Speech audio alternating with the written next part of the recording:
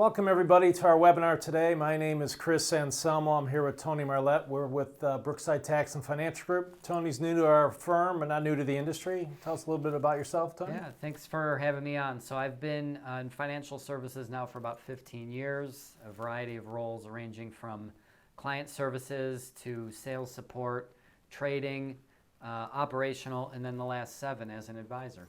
All right, glad to have you on the team. A great majority of our clients are nearing retirement or in retirement, so we thought we would do a webinar today to help people plan for that. What do? You really don't get like a roadmap or a manual when you retire and say, okay, this is what you have to do. So we're going to go through the 5 steps to effectively manage your assets, and we'll take some questions at the end of the webinar. First one is, these are the 5 steps. We want to gather data, and we'll talk about more of these in depth, but we'll just go through these. Gather data. Establish your goals. What do you want to do in retirement? Analyze information will be basically us analyzing the information you give us, providing you with some recommendations, and then get you on a monitoring plan to make sure you keep on track. So gathering data is probably the most important thing, right? Yeah, it's a big first step to take, and this is something that our clients can do on their own, I think, as far as gathering all your statements, bringing it into us. Also making sure that everything's organized as far as different accounts, account types. Full statements are really the best way to go about it. We want to break apart which ones are retirement assets versus non-retirement assets, because we have tax issues. Retirement accounts, Exactly. Those are all going to be taxed. So really it helps us. The more you can do on your end, speeds up our time in analyzing the data and putting it together. So another thing we want to get a hold on is debts, right? Absolutely. Yeah, I mean, ideally you go into retirement, with no debts. That's ideal, yeah. But not always the case. Some people might have a car payment because, sure. The interest rates on car loans right now are so cheap. I mean, they're giving away cars, so you maybe have a car loan. But credit card debts, we got to get rid of the credit card debts. Sure. You can use credit cards for monthly expenses, but as long as you're paying them off, pay it off right away. That's fine. Another major thing is to get a good handle on all the income that you have coming in. Some people are fortunate to have pensions, maybe union employees or teachers, but not a lot of people have those anymore. Yeah, they've kind of gone by the wayside, so we need to look at effectively creating and replacing pension, right? That type of income stream and kind of creating a pension to replace that. And for most people, Social Security is a large part of their monthly income, and sometimes 50 to 60% of their income. So we want to be smart on making the Social Security elections between you and your spouse so we don't miss any opportunities there. Monthly living expenses. So we get this question a lot, and I think there's a lot of bad information out there, if we want to call it that you're going to spend less in retirement, or significantly less in retirement. Right. That's a huge misnomer, and I think even before retirement, people tend to undershoot their expenses. Right. You need to be honest with what you're spending. There's no right or wrong answer to any of this. The reason we ask this and the reason we need to be so precise is we need to know what you're spending and being able to provide a stream of money to meet those needs. And it's not necessarily a budget that you have to live within, but you want to selectively spend on what you want to spend. And the one issue that people underestimate all the time is healthcare costs. Because for most people watching, if you've been employed where you're getting a paycheck every week or two, most of you probably, your employer's been paying your health insurance all these years, and they're probably spending $1,000 to $1,500 a month, maybe more, for your health insurance, and now they're not paying it anymore. So, so we do have we have a whole company that handles our Medicare supplements, and I just did a podcast the other day on that. But health insurance, could run $1,000, $1,200 a month that you weren't thinking that you were spending. It just wasn't in your mind that a lot of times people think that they're going to be spending less, driving less. Maybe you don't need to buy clothes as often, but the healthcare costs, I mean, those are going up faster than anything, faster than inflation, for sure. And the other thing is you can spend a lot more money, because those 40 hours a week where you were making money, now you could be spending money, right? So that often happens. So let's talk about establishing your goals. What do you want to do in retirement? Yeah, I mean, that's the question, and you want to be as specific as possible. If you want to spend some time at a vacation home, where is it? Is it in the islands in Ohio, or is it in Hilton Head? Do you want to spend time with the grandkids?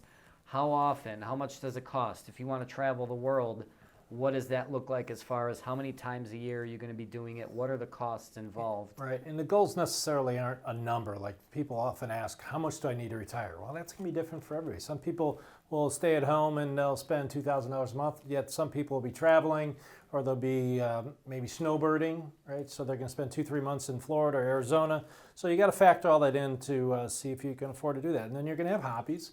Some people golf. Most people don't golf and boat. You only have one place you can throw your money away. But whatever you want to do in retirement, we have to factor that in to see if you can do that. Or if you can't, or you don't have enough money yet, well, maybe the solution is, well, we need to work a couple more years, or we work part-time, or things like that. Exactly. We can always adjust the strategy and the time frame to get to the goal. Okay. We don't really like to chase market performances when we're doing our planning, but we do have to take into account that the market's volatile. And we don't want to be losing a lot of money early on in retirement because that could really significantly mess up our retirement, right? For sure, yeah. I mean, order of returns is a big thing too. And a lot of times we get people who have accounts that say they haven't looked at in 15, 20 years. They've I just mean, been things busy have with changed. life, Well, right? sure, Yeah. things happen. I mean, these are not things that people think of all the time. And next thing you know, you're 5 years away and you have the same allocation as you did 15 years ago when you had a lot Right. larger of a time frame. And again, it's not that you've done anything wrong. It's just life happened. You were busy putting money away, and you were busy working, and now it's really time to really get focused on where your risk is. And most of the clients we see come in are taking more risk than they think they are. Sure. Because it just happens. It's not necessarily they did anything wrong yet.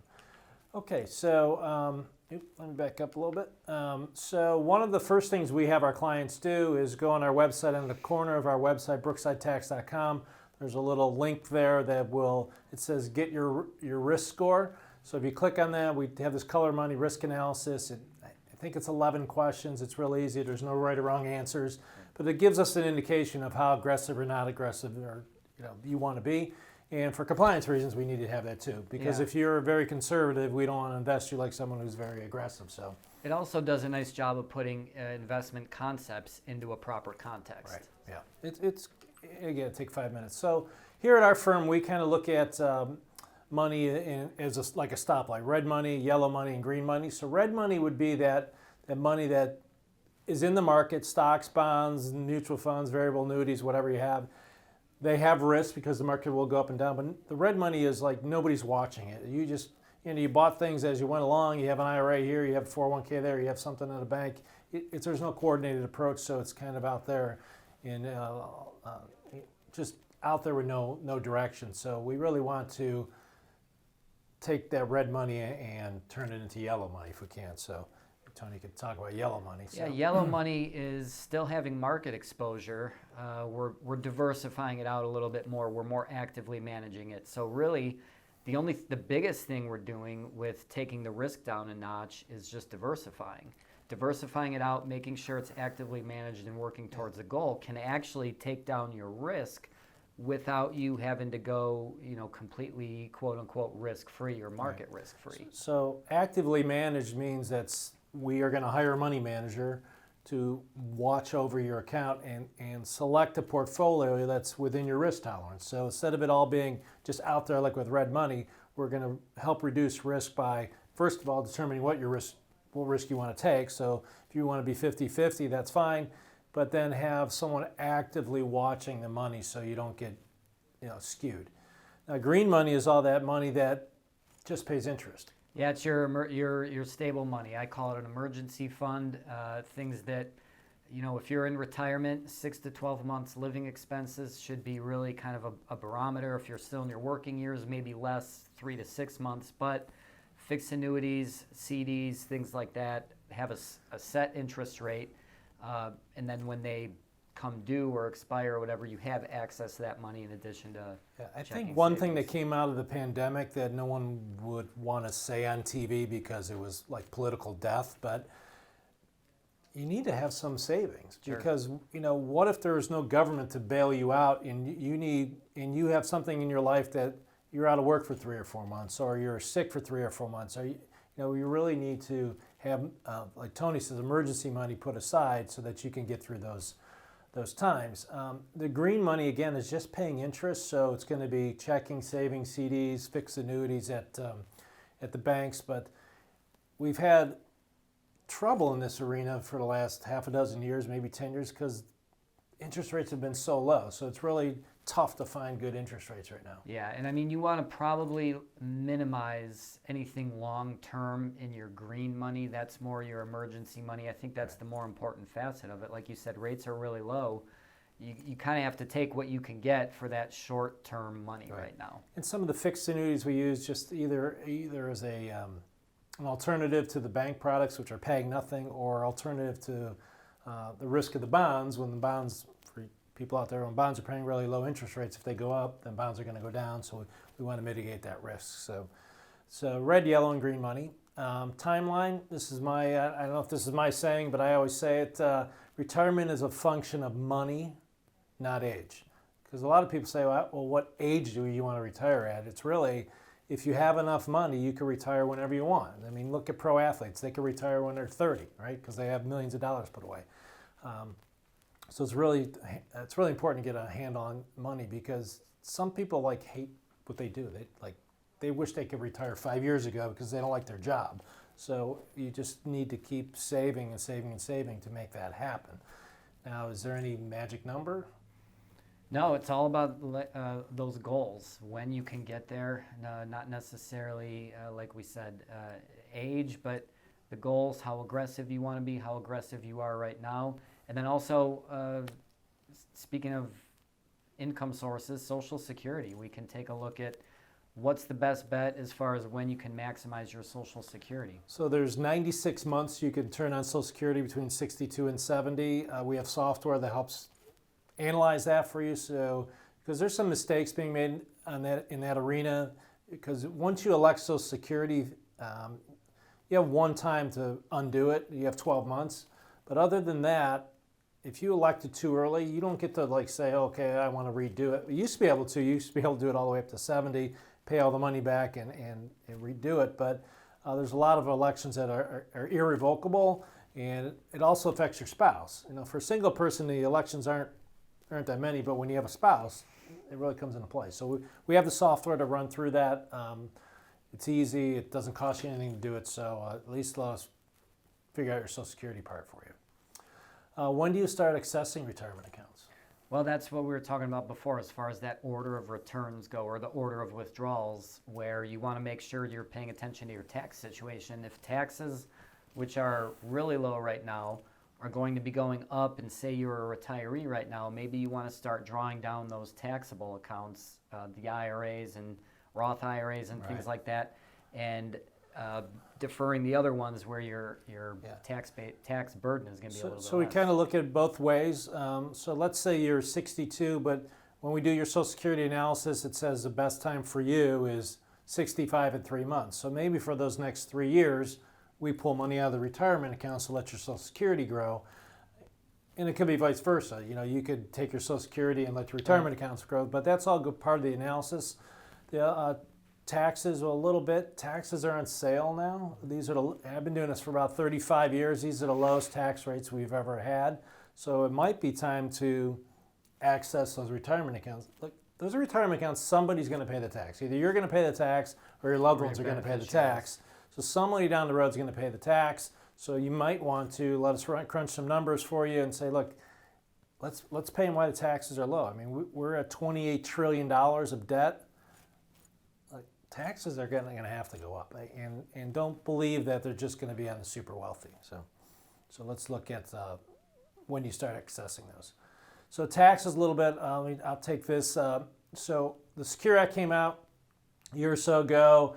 They changed the retirement rules. There used to be a rule that if you were so for spouses on retirement plans, if I die, my wife can just either take my IRA out over her life expectancy, or she could actually put it in her IRA and take it out over her life expectancy.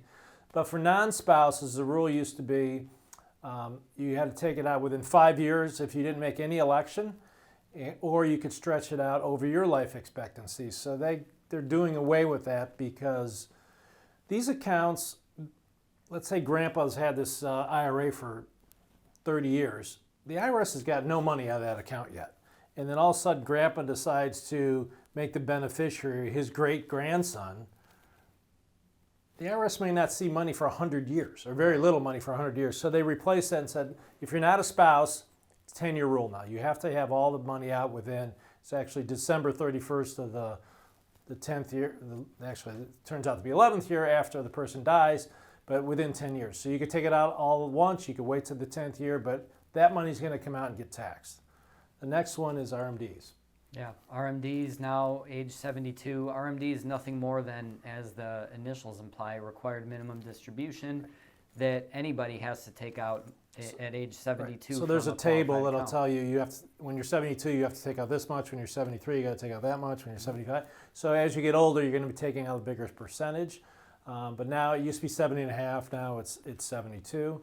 The new one is contributions to IRAs can continue as long as you're working. Before, once you were 70 and a half, you were not allowed to contribute to an IRA anymore, even if you were working. They changed that, so if you're still working part-time in retirement or even full-time, that you can contribute. Yeah, a lot of people are still working in retirement, and as long as you are within that boundary, those income ranges, you can make tax-deductible contributions. So how might these affect you? Well, taxes affect everybody, right? So we want to be smart about the taxes we're paying. Again, rates are low. We might want to look at doing some conversions to Roths, maybe even use life insurance, because life insurance is tax-free. So we'll get together and talk about those. So we'll put together a plan and then implementing the recommendations. So we have some reports we can run for you guys and gals. Oops, there you go.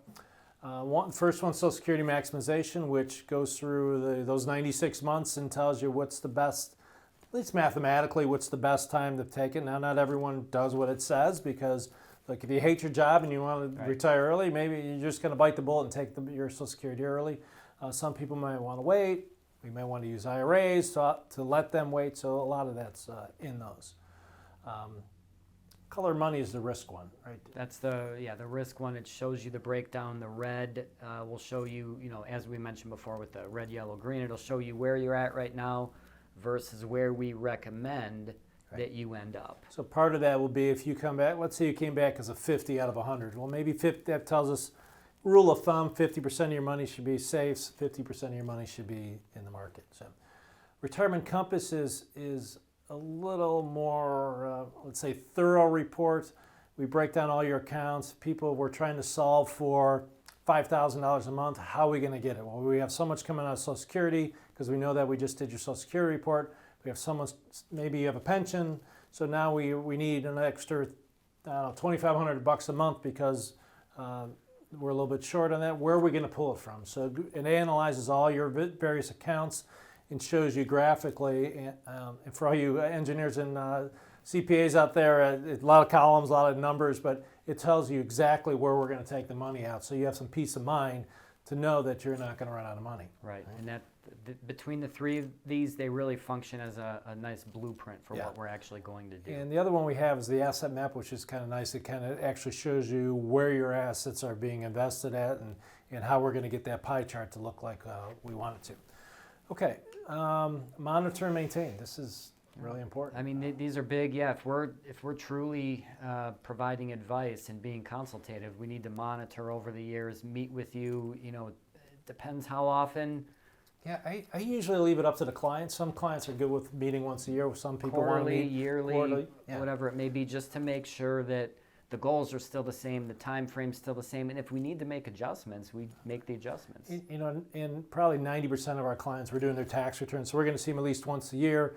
But if not, if you want to be more than off, we don't charge you for these meetings. So just come in and we don't know when something in their lives changed. Right. So someone could pass away, someone that was going to be your executor is no longer alive. You have new grandchildren, all that stuff that goes on in your life. You have to tell us because we don't have any way of knowing. So we really want to monitor and maintain this plan. I just did a plan actually yesterday for someone, and she was a little bit teary-eyed. She wanted to retire. She thought she had to work 4 or 5 more years. And we went through the numbers, and we said, look, you could retire yesterday. And she was like, oh, yeah. So it's good. It must be nice. Yeah, so she didn't, she didn't really, she might work part-time, but she didn't want to have to work. Right. Because, Oh, that's great. once you've been working 40, 50 years, you're like I need a break, right? So, okay, so next is let me back up. We wrote some books. The back 9 is all about retirement planning, retirement income-based, red, green, and yellow money, so that's a really good book. I wrote that a few years ago. Rounding third on the other side there is the book I wrote on estate planning. I'm also an estate planning attorney, wills, trust, nursing home. We have to do a whole new webinar on nursing homes because that's the elephant in the room nobody wants to talk about, right? It's $10,000 a month to be in a nursing home. How are we going to plan for that?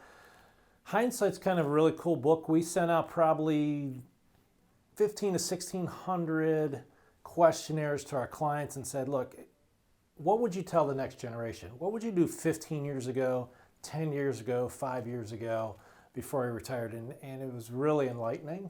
What do you think the number one was? Save more? Save more money. I wish I would have saved more money. Number 2, I think, was I didn't know about the healthcare costs, right? Because my employer has been paying them all. I didn't know I'd be spending $1,000 a month in healthcare.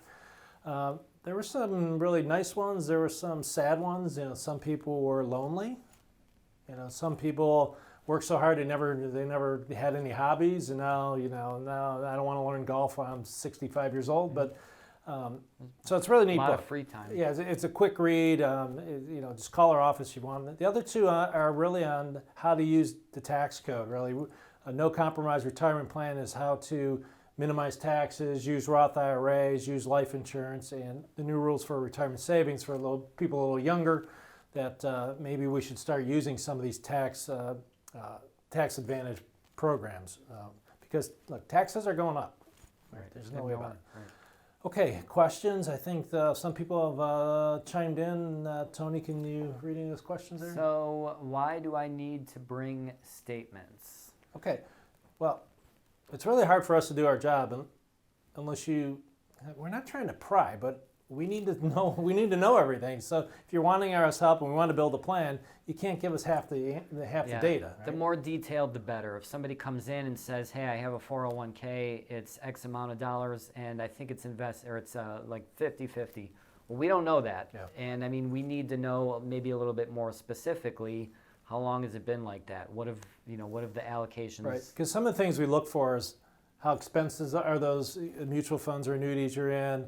Is there a lot of overlap? You may have half a dozen different mutual funds, but look, they're all buying the same stuff. They all got Google, they all got Amazon, they all got IBM, they all got McDonald's, they all got Pfizer. So maybe it's smarter to just go buy the stock, instead of having 6 different mutual funds out there doing the same thing. So the more data you give us, the more thorough we can be. Right. So bring in statements because people are a little guarded up front. I don't want to show you these, but you can't go to a doctor's office and say I got chest pains and not take your shirt off, right? So, so you really have to divulge that stuff to us, and everything's confidential, so there's no issues there. Any other questions there? How much money do I need to retire? We talked about this one. It is a function of money, but it's different for everybody. Right. Depends on your lifestyle, depends on your goals.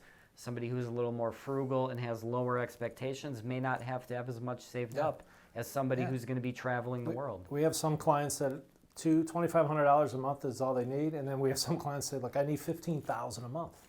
Mm-hmm. Look, I'm not spending the winter in Cleveland during the winter. I'm going to be in Florida for 4 months. I might want to go to Europe. So it really depends on what you want to do in retirement. So it's really not I can't tell you what the number is. Like, okay, $12 million, right? Right. Everyone will be good, right? But not if you were, had private jets and stuff. So it's really particular to you. So next question. This one's for you. Do you expect taxes to go up? Absolutely. And taxes could go up. It doesn't even have to be taxes, but spending will go up because this will happen. If you tax the super wealthy and you tax all the big corporations, which politically sounds good, tax Exxon, Mobil, Google, Amazon, they just raise the price of goods. You want to tax McDonald's, the burger's going up.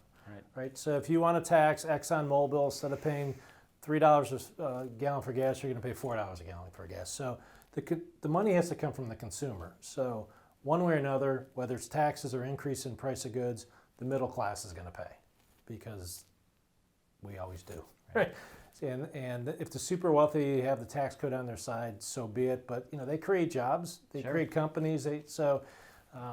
But taxes, one way or another, at least spending is going to go up. It might be inflation. Right? Things are going to go up. I mean, just in the last year, I think gas has went up 70 cents a gallon. That's not a tax, but Right. it's Well, inflation. it's more money that inflation's is spending a on tax, gas. too. So these things, they may not be labeled as taxes, but any cost increase can effectively be treated as a Especially tax. when you're looking like I need to spend this much money a month, and now this much more is going towards taxes or gas. We have to factor that in. Last question, I think. Last one. How long does the process take? One that's a factor on the first question, like, did you give us all the information up front? Do we have to pry? I would say it normally takes 2 to 3 meetings. Yeah. And there's no really, we're not set to an hour. We don't charge by the hour or anything like that. So we gather the data. Between that and the first, second meeting, we crunch the data. We come back, present you with a plan, tweak it. Third meeting, yes or no. We want you to make a decision whether yes, we want to go through with it, or no. The tough one is I want to think about it. So that either means you're not ready, or you're politely telling us no. So we'd rather just if you're not ready, just tell us you're not ready, because we don't want to be chasing you, and we don't want to be setting appointments and not showing up because you didn't want to tell us no and things like that. So. How to schedule an appointment. So you can do in-person or virtual. I think more people coming back to in-person. We have a couple requirements, actually 3 requirements. Must schedule within the next 48 hours. We do that because studies have shown if you don't do it while it's on the top of your mind, within 48 hours you're going to forget you even seen this webinar. Strategy session must be within the next 2 weeks. We normally charge $500 to $1,000 to put these plans together, maybe $1,500. We're going to waive that fee if you get in within the next 2 weeks. Third one, it's not up there, but the third one is if you're married, both spouses have to be there, because it's too hard for you to relay the information Going back to your and spouse. forth. It's like that kindergarten next says, I tell Tony something, I whisper something in his ear. Time he gets around the rest of the room, it's a pink elephant, right? So we want both spouses to be there. If you show up and your spouse isn't there, we're just going to reschedule. So call our office, call Regina, 440-886-3550, and we hope to see everybody in the next 2 weeks. Thank you. Thanks.